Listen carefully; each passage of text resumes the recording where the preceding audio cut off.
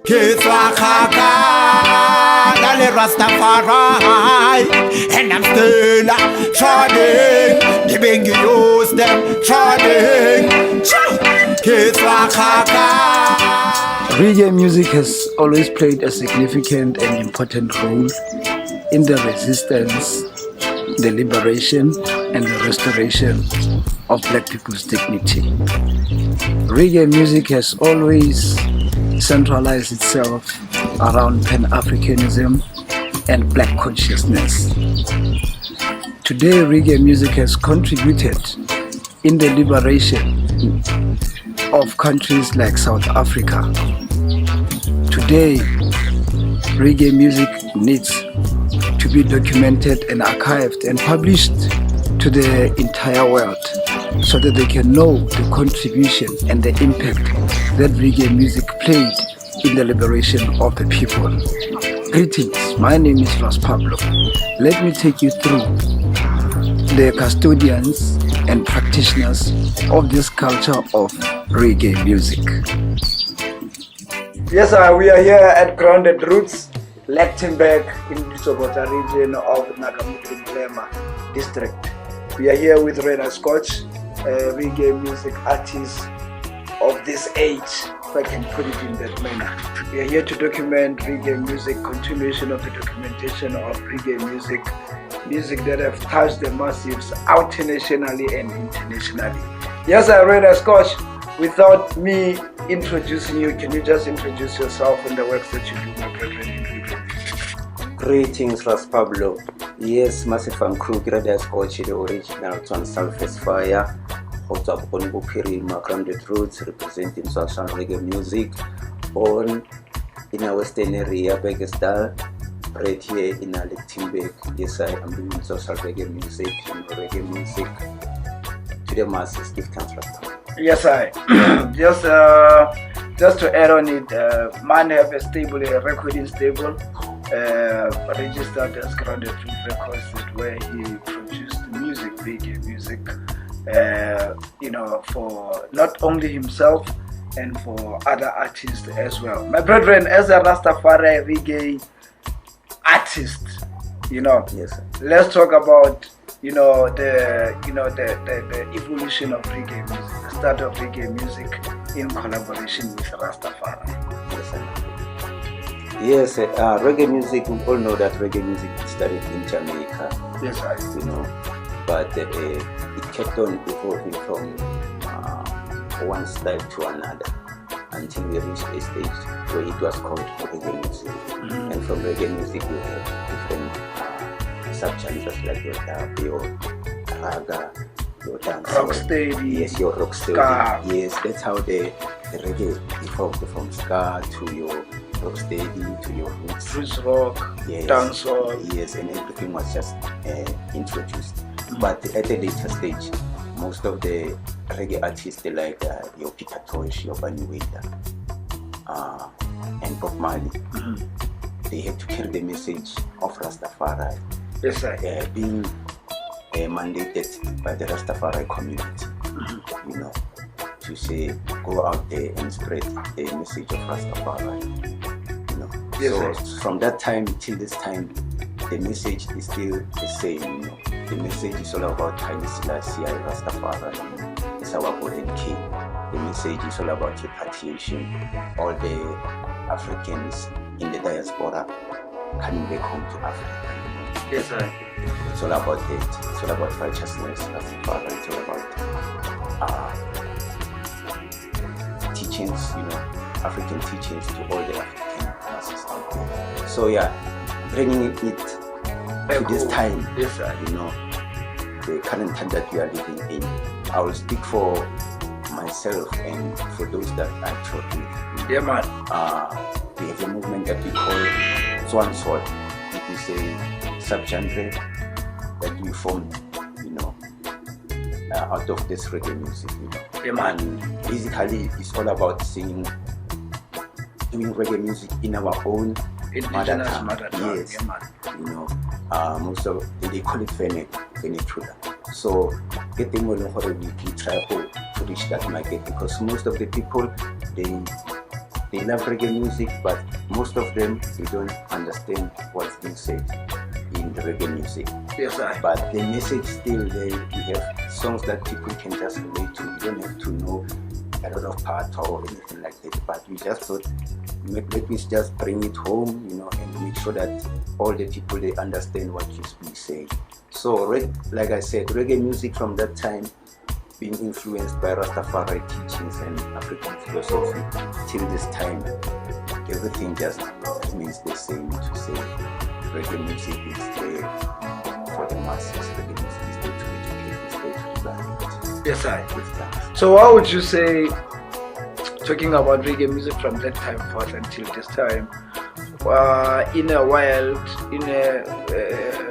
let's say wild, for lack of better word, which is, still under, you could say colonial philosophies, and there's, you'd find that there's a bit of, reluctance towards, reggae music.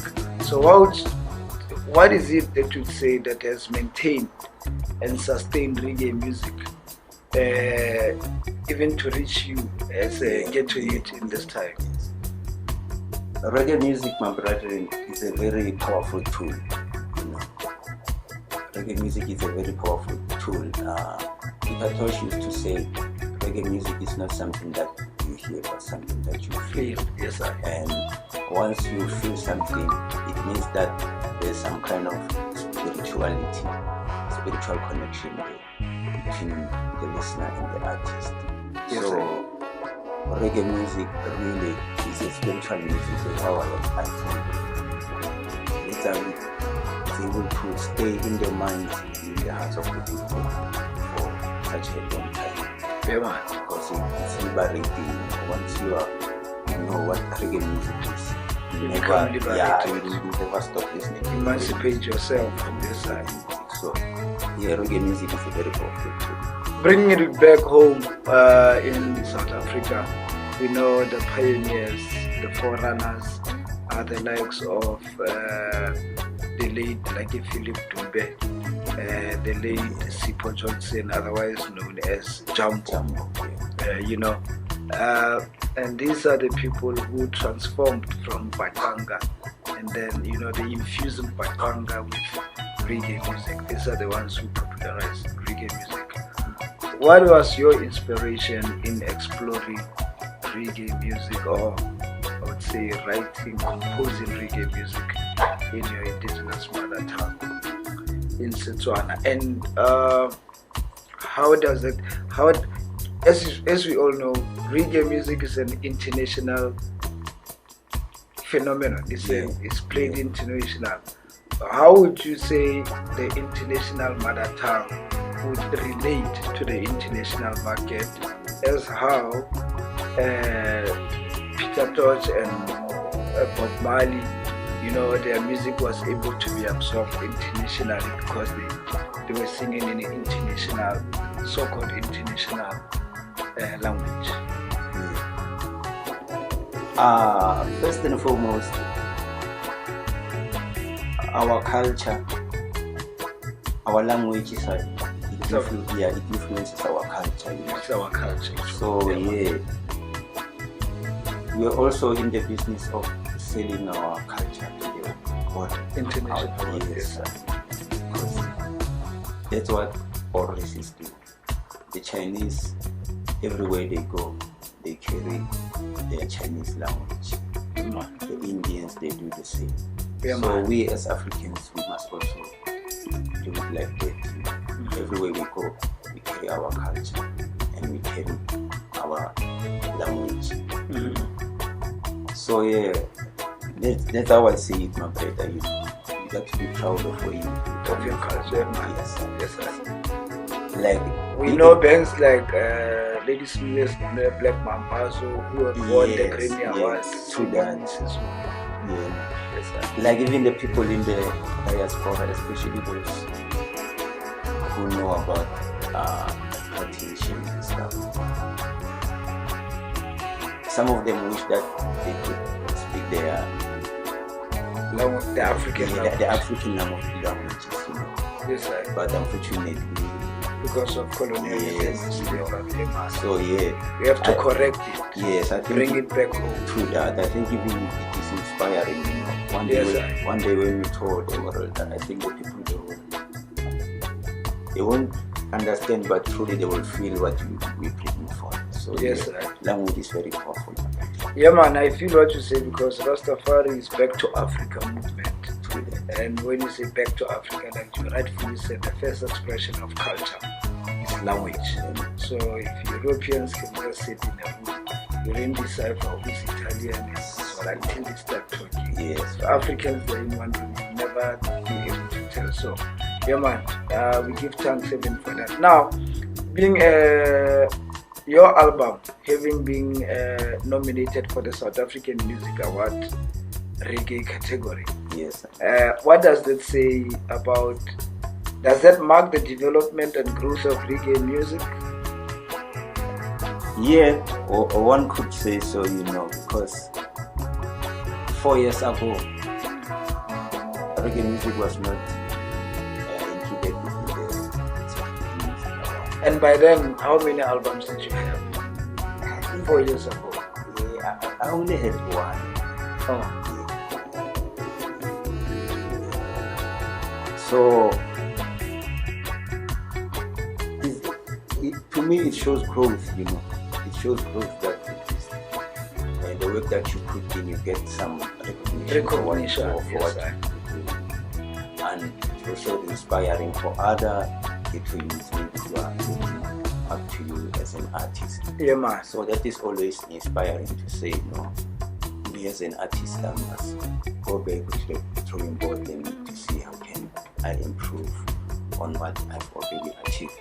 So yeah, it was a big achievement, you know, even for the whole community that I come from, the crews of other FTX.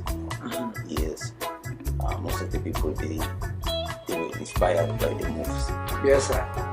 Even within the Swansal movement, you know, Yeah, like I man. said, The reggae community. yes, it gives strength, you know, and energy. So yeah, we be thankful for that. So, as a Rasta man, how did reggae music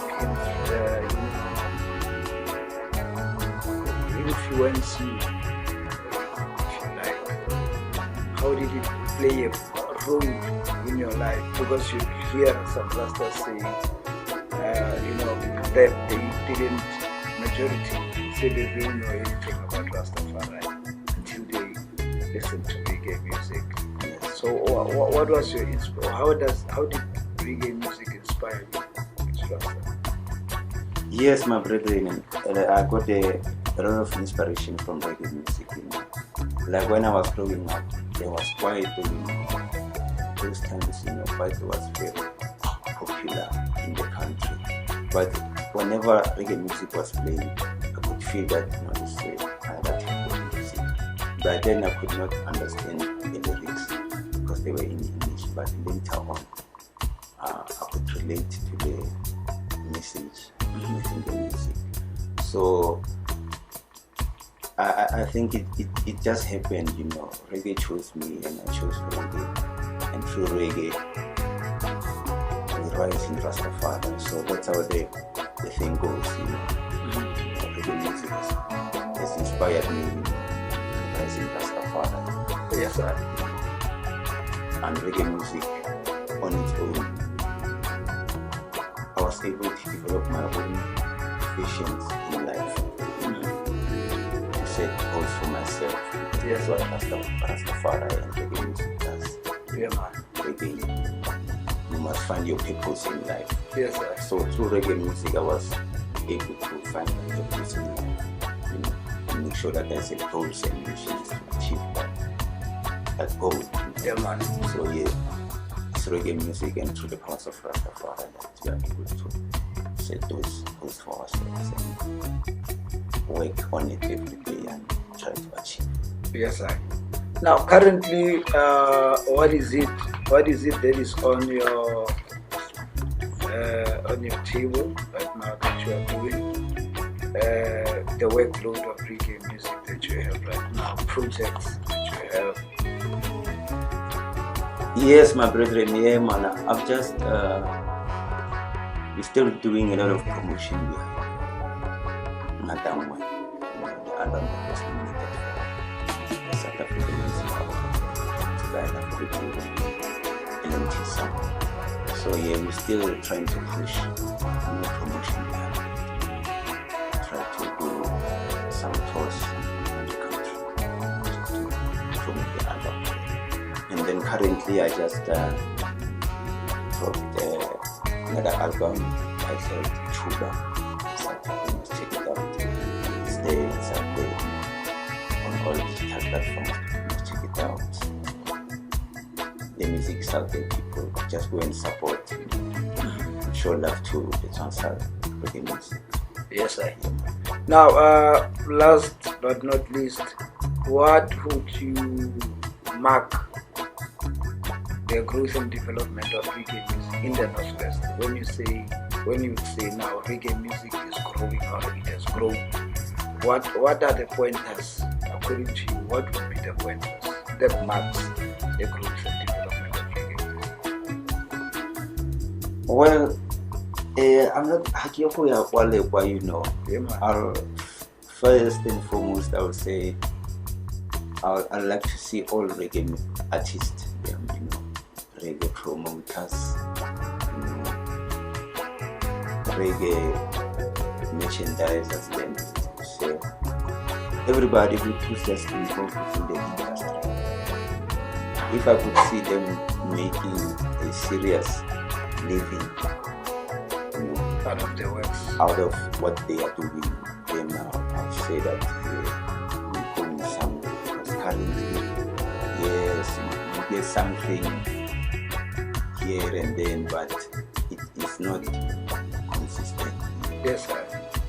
Because we're doing this, we love it, but at the end of the day, it must bring something for us. So that's where the focus is right now, actually, because right now we have a whole lot of works, you know, in front of us. All we have to do is just to promote the works, to push the works, and make sure that from the works, we are able to make some ends. Yes, sir. Rastafari,